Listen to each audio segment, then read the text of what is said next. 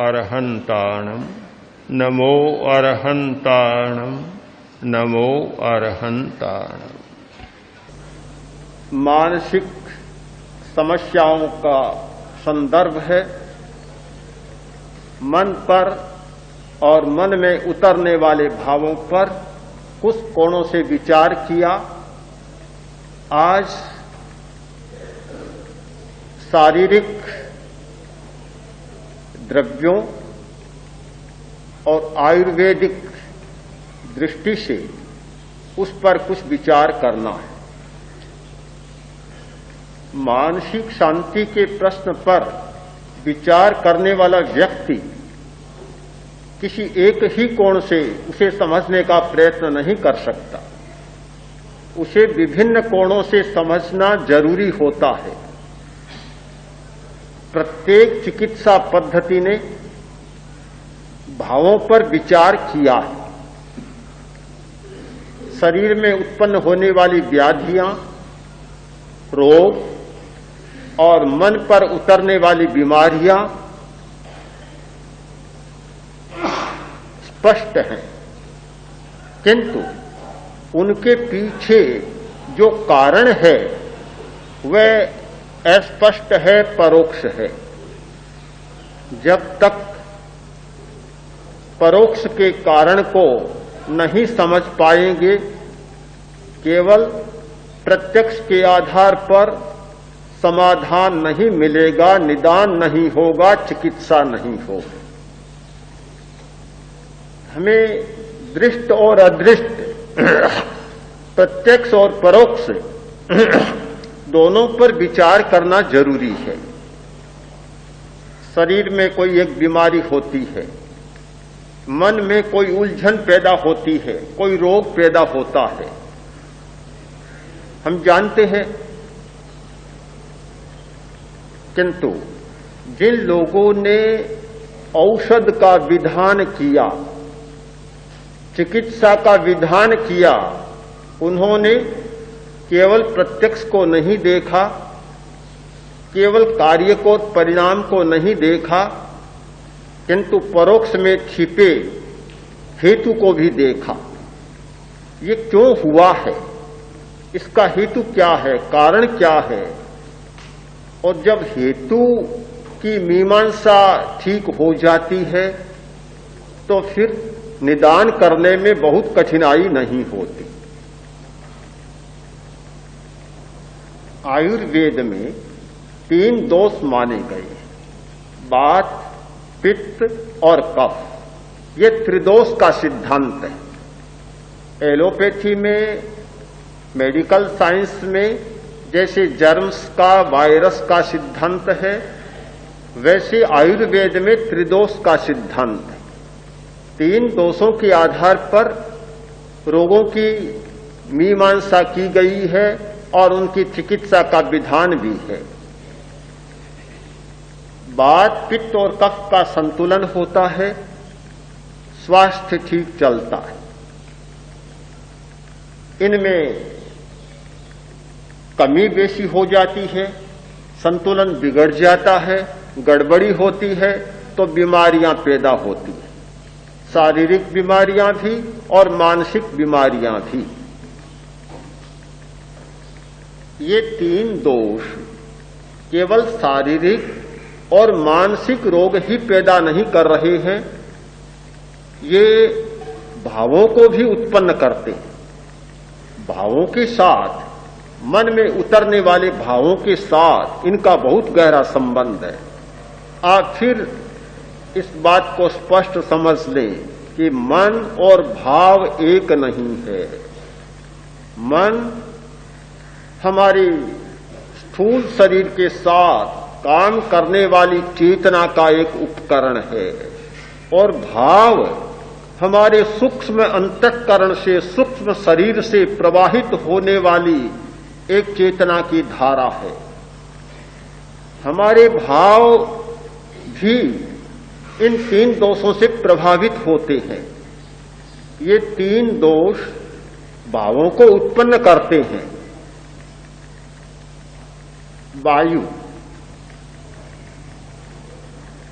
एक व्यक्ति में वायु दोष प्रबल हो गया, वायु ज्यादा बढ़ गई, मात्रा ज्यादा हो गई, तो फिर डर ज्यादा लगने लग जाएगा। ऐसे लोग हैं कि कोई कारण नहीं, डर का कोई कारण नहीं, अकारण डरते रहते, बहुत भय लगता है। सीधा एक लक्षण तो सामने है कि डर ज्यादा लग रहा है, इसका मतलब है कि वायु प्रकोपित है। वायु का प्रकोप होगा तो डर लगने लग जाएगा, कल्पनाएं ज्यादा आती हैं, वायु का एक प्रकोप है। तो वायु जब प्रकोपित होता है तो कुछ भाव सहज ही प्रकट हो जाते हैं। पित्त का प्रकोप होता है तो क्रोध बढ़ जाएगा, क्रोध बढ़ेगा। पित्त का और क्रोध का गहरा संबंध है। पित्त कुपित हुआ और क्रोध की मात्रा बढ़ गई तो क्रोध का भाव बढ़ता है पित्त की अधिकता के कारण। कफ की मात्रा बढ़ गई तो तंद्रा अधिक आने लगेगी और मन में शोक भी बढ़ जाएगा। शोक का भाव जो उतरता है उसका एक कारण बनता है कफ की अधिक मात्रा।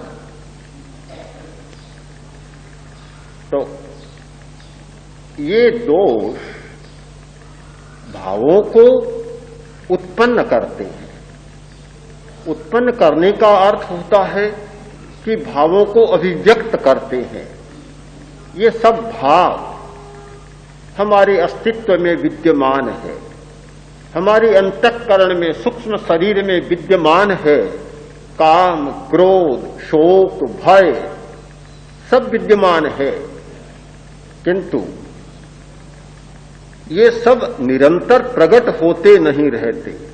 जब कोई ठीक निमित्त मिल जाता है, कोई कारण मिल जाता है तो पैदा हो जाते हैं, और कारण नहीं मिलता है तो चले जाते हैं, छिप जाते हैं, आवृत हो जाते हैं, ऊपर पर्दा आ जाता है। अभिव्यक्ति और अनभिव्यक्ति ये दोनों चलते हैं। कुछ अभिव्यक्त होता है और कुछ अनभिव्यक्त हो जाता है। दोनों साथ साथ नहीं चलते। अगर भावधारा शुद्ध होती है तो अशुद्ध भावधारा पर्दे के पीछे चली जाती है, अनभिव्यक्ति में चली जाती है। और यदि भावधारा शुद्ध होती है तो अशुद्ध भावधारा नीचे छिप जाती है, तिरोहित हो जाती है। दोनों नहीं रहते। दोनों कैसे हो सकते हैं? दो का एक साथ होना कैसे हो सकता है? यह तो तर्क सिद्ध बात है, और तर्क में कुछ ऐसा होता है। एक बार एक आदमी 3 किलो दूध लाया और बड़ा अच्छा दूध था, स्वयं पी गया और अपने लड़कों को पिला दिया। दूध समाप्त हो गया। पीछे से जो मालिक आया जिसके लिए लाया था, उसने कहा दूध कहां चला गया? यह मनुष्य की सहज मानसिक दुर्बलता है कि वह सत्य को स्वीकार करना नहीं चाहता। वह तर्क की ओट में सत्य को छिपाकर असत्य बोलना अधिक पसंद करता है। उसने कहा मैं दूध तो लाया था पर बिल्ली पी गई। उसने कहा 3 किलो दूध बिल्ली कैसे पी गई? ये तो मैं क्या जानूं, बिल्ली पी गई। वह भी ऐसे मानने वाला नहीं था। तराजू ली और बिल्ली को तोला तो उसका वजन 3 किलो। 3 किलो वजन। तो वह बोला कि दूध 3 किलो बिल्ली पी गई तो या तो बिल्ली चली गई या दूध चला गया, दोनों में से एक बचा है।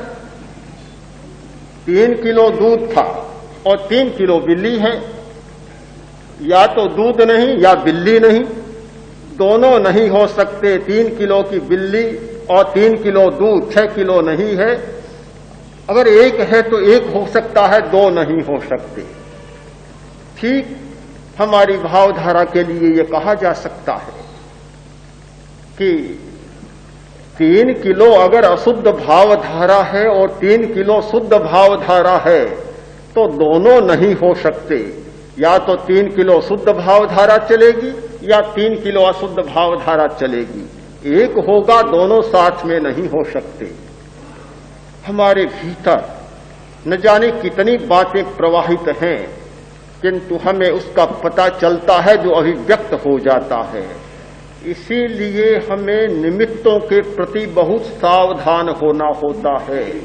जो व्यक्ति केवल उपादान में विश्वास करता है, निमित्तों की उपेक्षा करता है, बहुत खतरा अपने लिए मोल ले लेता है। जितने उपादान हमें प्रेरित करते हैं तो निमित्तों का मूल्य भी हमारे लिए कम नहीं है। निमित्तों के प्रति जागरूक होना, सावधान होना बहुत महत्वपूर्ण बात है। उपादान अभिव्यक्त किसके माध्यम से होता है? निमित्त के बिना उपादान की अभिव्यक्ति नहीं हो सकती। कोई भी उपादान निमित्त के बिना प्रकट नहीं हो सकता। प्रकाश करना बिजली का काम है।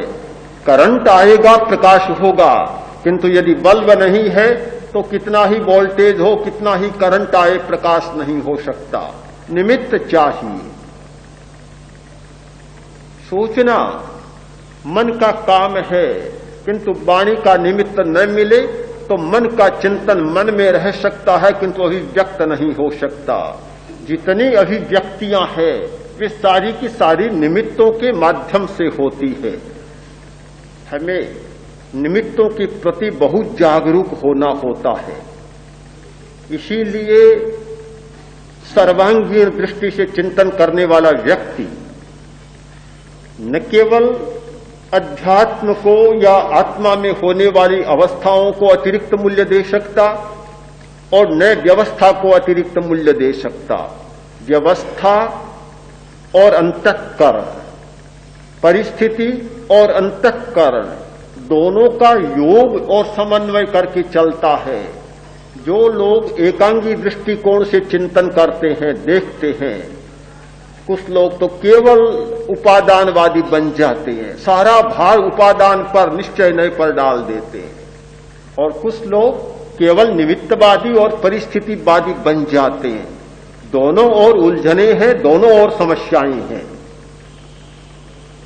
हमें योग और समन्वय सीखना बहुत जरूरी है। जितना उपादान का मूल्य उतना उपादान को मूल्य दें, और जितना निमित्त का मूल्य उतना निमित्त को मूल्य दें। दोनों का यथार्थ मूल्य समझकर और सारी व्यवस्था का सम्यक संचालन करें।